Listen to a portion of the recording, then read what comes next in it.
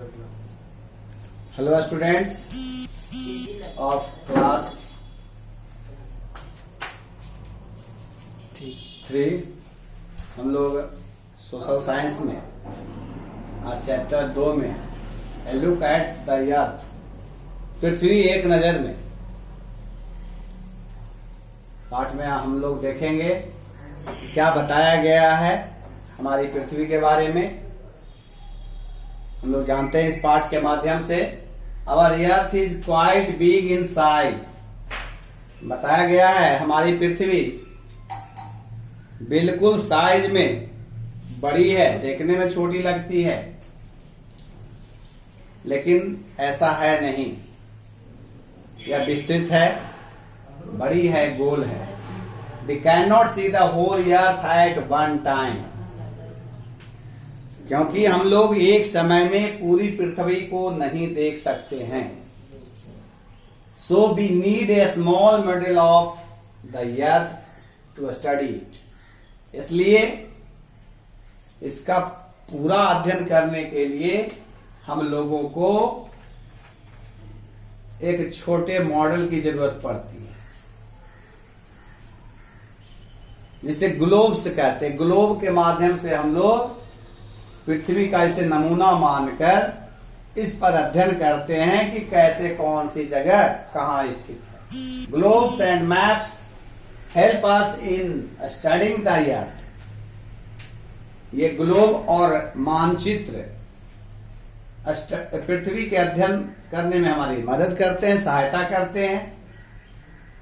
अब हम लोग ग्लोब को देखते हैं, आगे जानते हैं ग्लोब के बारे में। यहाँ आप अपने इस पृष्ठ में देख रहे हैं, यहाँ एक ग्लोब का तस्वीर दिया गया है। ग्लोब क्या है? A globe is a small model of the earth. Globe पृथ्वी का एक छोटा सा नमूना है। It is round like the earth.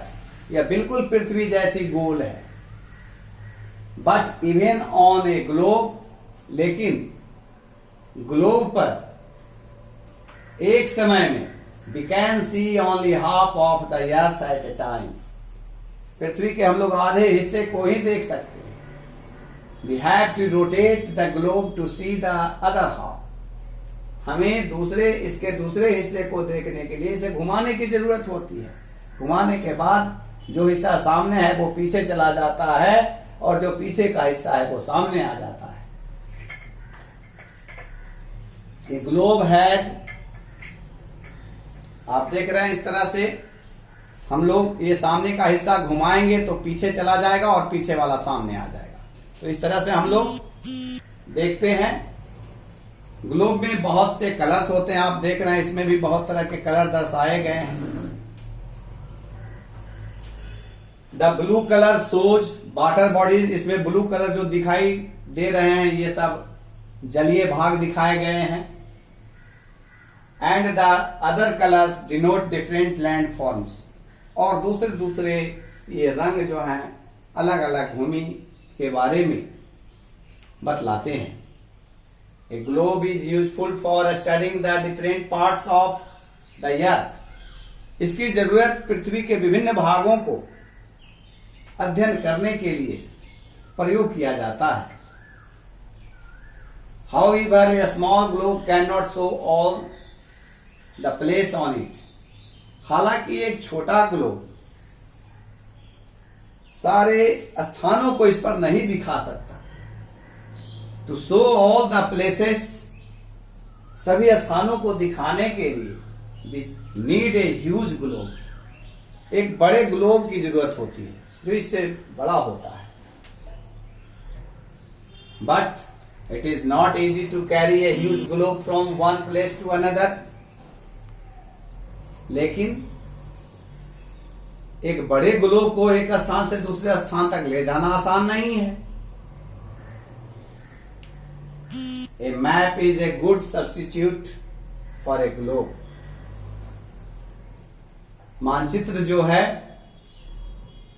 Globe के लिए बड़ा ही बेहतर होता है। इस प्रकार अब आगे हम लोग देखेंगे मैप। मैप मीन्स मानचित्र। मानचित्र क्या होता है। तो हम लोग मानचित्र के बारे में अब जानते हैं। आगे बताया गया है, a map is a drawing of the earth और a part of it on a flat surface. Map क्या है? पृथ्वी का ड्राइंग है कि हमारे देश का देखिए यहां पर ये ड्राइंग दिया गया है, ये इंडिया का मैप है। इस पर दिखाया गया है प्रत्येक भाग को, चौड़े भाग को सरफेस पर दिखाया गया है। We may draw different types of maps. हम लोग विभिन्न प्रकार के मानचित्र बना सकते हैं। मैप्स कैन बी स्मॉल और लार्ज। मानचित्र छोटे और बड़े हो सकते हैं। Sometimes large maps are used which can be put up on a wall. कभी कभी बड़े मानचित्रों का प्रयोग भी होता है जिन्हें दीवार पर लगाया जाता है। These are called wall maps। इन्हें वॉल मैप कहते हैं। Small maps can be folded and carried in a bag or a pocket।